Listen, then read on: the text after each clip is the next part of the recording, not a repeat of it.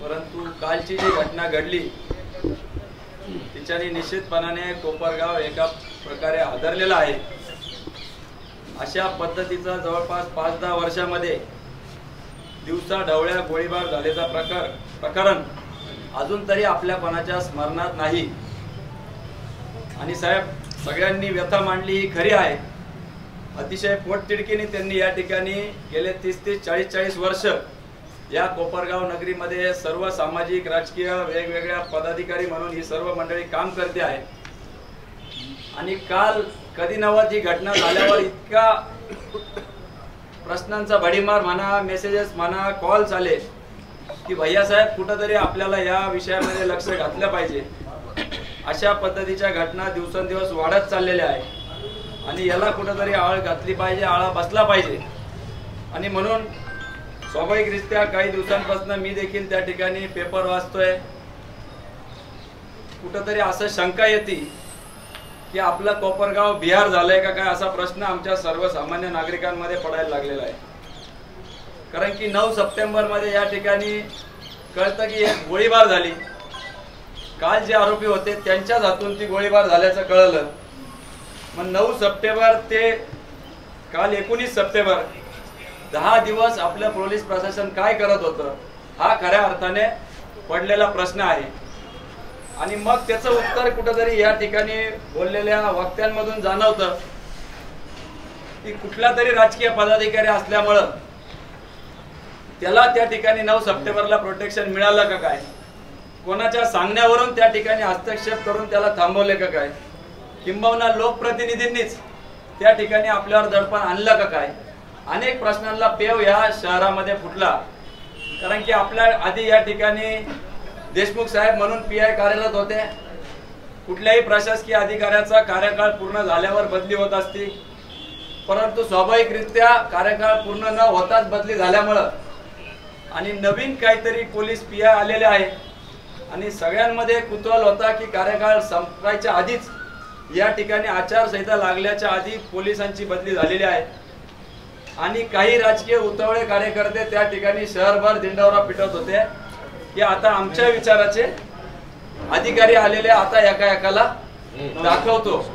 अशा पद्धतीचं भाषण किंवा वल्गना चौकात सगळ्यांच्याच कानावर त्या ठिकाणी पडत होते।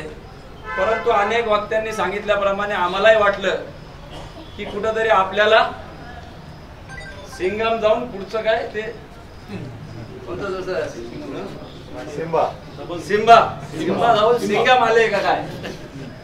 परंतु 9 तारखेला ज्यावेळेस घटना झाली, ज्या कार्यतत्परतेने आपण त्या ठिकाणी त्या गुन्हेगारांना बेड्या घातल्या पाहिजे होत्या ते न झाल्यामुळं आणि त्याच गुन्हेगारांनी 19 तारखेला त्या ठिकाणी गोळीबार दिवसा ढवळ्या तुमच्या पोलीस स्टेशनच्या आखेच्या अंतरावर केल्यामुळं निश्चितपणाने त्याला कुठेतरी तथ्य असं नागरिकांमध्ये कुजबूज कालपासून चालू झालेली आहे। आणि म्हणून माझी आपल्याला विनंती आहे की आपण कुठल्या एका पक्षाचा शिक्का आपल्यावर लावून न घेता आपण नागरिकांचे सेवक म्हणून या ठिकाणी काम करावं, एवढीच आमची एक सगळ्यांच्या वतीने माफक आपल्याकडे मागणी आहे। त्याचप्रमाणे एवढंच नव्हे तर 28 जुलैला याच ठिकाणी या शहरामध्ये तलवार बनवण्याचा कारखाना देखील आढळला। सगळ्या बातम्या आल्या आणि कालांतराने कळलं की त्या ठिकाणी त्या महिला संबंधित राजकीय पक्षाशी निगडीत असल्यामुळे कुठलीही कारवाई आपल्या पोलीस प्रशासनाने त्या ठिकाणी केलेली नाही। बापू पवार आमचे या ठिकाणी आहे, खडकी येथील, त्यांना त्याची कल्पना आहे। त्याचप्रमाणे चक्री असल, मटका असल, बिंगो असल, सगळे याचा जोर जोरात या ठिकाणी विशेषतः गांजा, मोठ्या प्रमाणात गांजाची विक्री आपल्या या शहरात हा प्रकार कधीच आपण इथून मागे ऐकलेला नव्हता। आमदार ताईंनी जे बाजारवटे तयार केलेले आहेत त्या बाजारवट्यावर आजही संध्याकाळी तुम्ही गेले तरी गांजा पिऊन त्या ठिकाणी सर्रास गांजा विक्री चालू आहे। अनेक प्रतिष्ठित व्यापाऱ्यांनी मला ही गोष्ट निदर्शनास आणून दिली की अशा पद्धतीची गांजा विक्री आपल्या शहरात चालू आहे।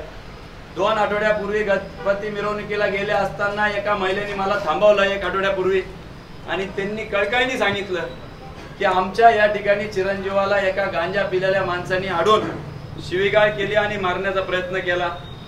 त्याचे वडील अडवायला गेले तर दगड घेऊन त्या वडिलांच्या मागे लागला. मी आज त्यांना या ठिकाणी बोलवलं होतं, पण भीतीपोटी इतकी त्यांची मज्जाव झालेला आहे, दहशत आहे की ते उघड येण्यास सुद्धा या ठिकाणी घाबरत आहे. ते म्हटले वाटलंच तर आम्ही तोंड बांधून आपल्याला ती प्रतिक्रिया देऊ शकतो. आणि अशी भयानक परिस्थिती या शहरामध्ये आणि कायदा सुव्यवस्थेची झालेली आहे.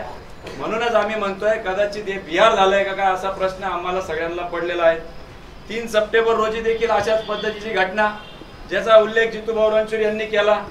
त्या ठिकाणी एक जातीवाचक वाक्य बोललं गेलं, त्याला अजूनही त्या ठिकाणी कुठली कारवाई झाली नाही. संबंधित व्यक्तीचा विचार केला तर तो एक अवैध वळू धंदा करणारा आहे, विशिष्ट आमदारांच्या पक्षाचा कार्यकर्ता म्हणून किंवा त्याचे स्टेटस म्हणून टाकत असतो.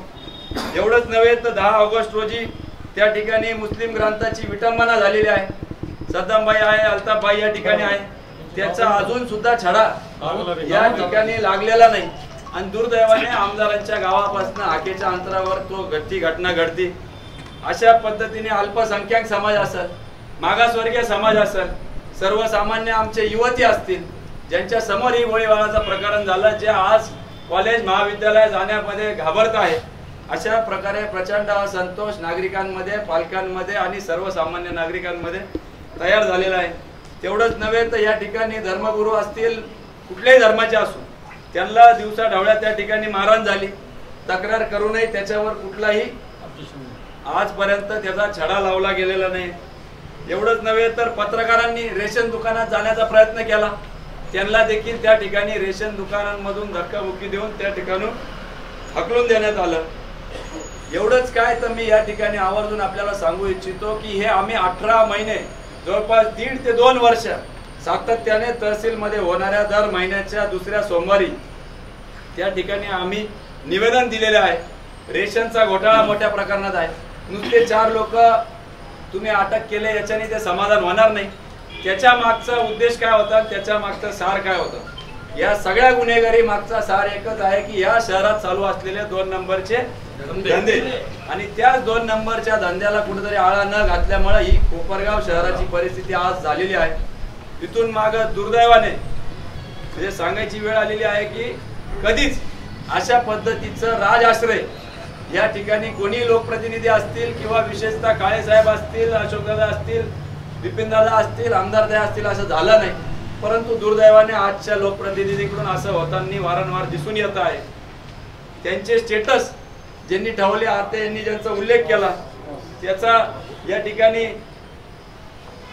यांचे दिवसा ढवळ्या साहेब आपल्या नगरीत ज्या हे आहे त्याचे फ्लेक्स या ठिकाणी ज्या गुन्हेगाराचे त्या आमदारांचे फ्लेक्स त्या ठिकाणी लावले गेले.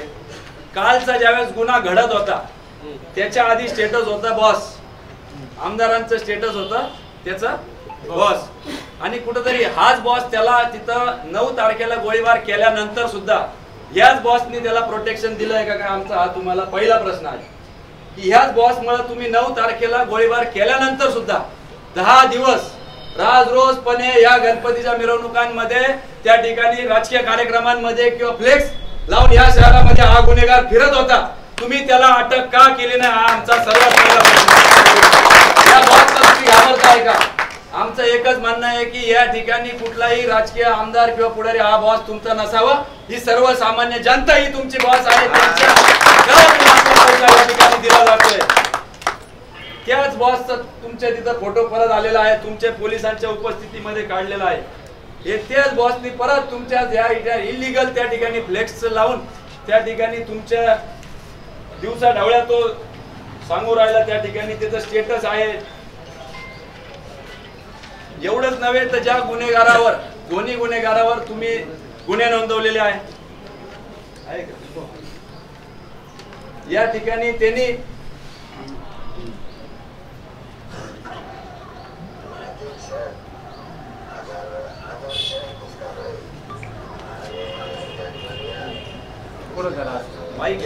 तुम्ही असं करा बाईक सगळ्यांच्या मोबाईलवर आहे भैया, मोबाईलवर आलेलं त्यांच्यापर्यंत पोहोचलेलं नाही.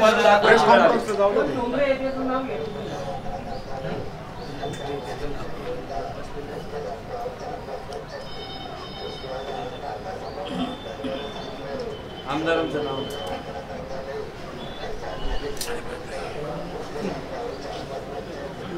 म्हणजे ज्याच्यावर गोळीबार झालेला आहे तो देखील या ठिकाणी त्या ठिकाणी कबूल करतो आहे.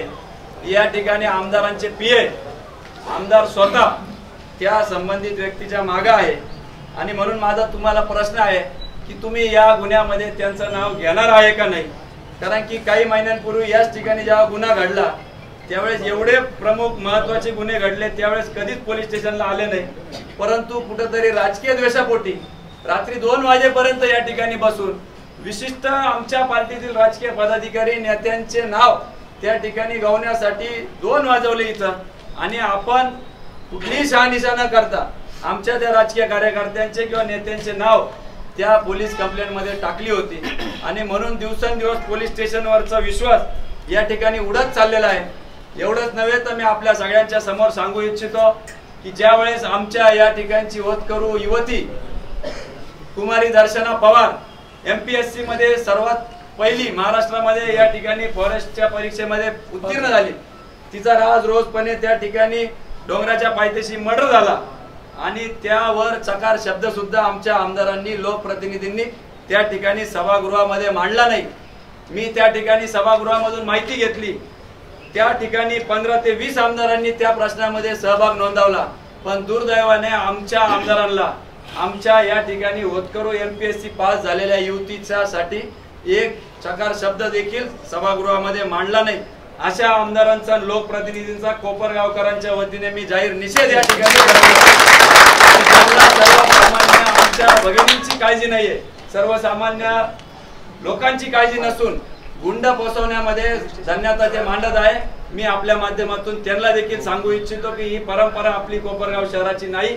तुम्ही कृपया करून या ठिकाणी कुठल्याही राजकीय स्वार्थापोटी कुठल्याही गुंडांना या ठिकाणी थरा देऊ नका. आमची तुम्हाला मागणी एकच आहे, जे काही धर्मग्रंथ असतील किंवा इतर धर्मांची विटंबना झालेली असतील, जातीयवाचक भाष्य केला असेल, तलवारीचे कारखाने असतील किंवा गोळीबार झालेला असतील, या सगळ्यांमागे हे 2 नंबरचे धंदे करणारे लोक आहे आणि त्यांना कुठल्याही पद्धतीचा थरा आपण देऊ नये एवढीच आमची आपल्याला विनंती आहे. अन्यथा येत्या काळामध्ये हे आंदोलन तीव्र स्वरूपाचं आम्ही करू आणि या ठिकाणी कोपरगाव शहरात बंद ठेवल्याशिवाय आम्ही राहणार नाही एवढंच या निमित्ताने आपल्याला सांगतो. आणि आपण आमचं निवेदन स्वीकारावं अशी आपल्याला सुव्यवस्था काढून टाकू, या ठिकाणी विरोधकांना काढून टाकू. लोकप्रतिनिधी कदाचित या बंदुकीच्या धाकावरच विरोधकांना गाडायचं आहे का काय असं आम्हाला याच्यानंतर शंका वाटायला लागलेली आहे. म्हणून त्यांनी विरोधकांना गाडलाय का नाही माहित नाही, परंतु या शहराची कायदा सुव्यवस्था निश्चितपणाने गाडलेली आहे हे तर दिसत आहे असं माझं म्हणणं आहे. आपण आमचं निवेदन स्वीकारावं आणि त्याच्यावर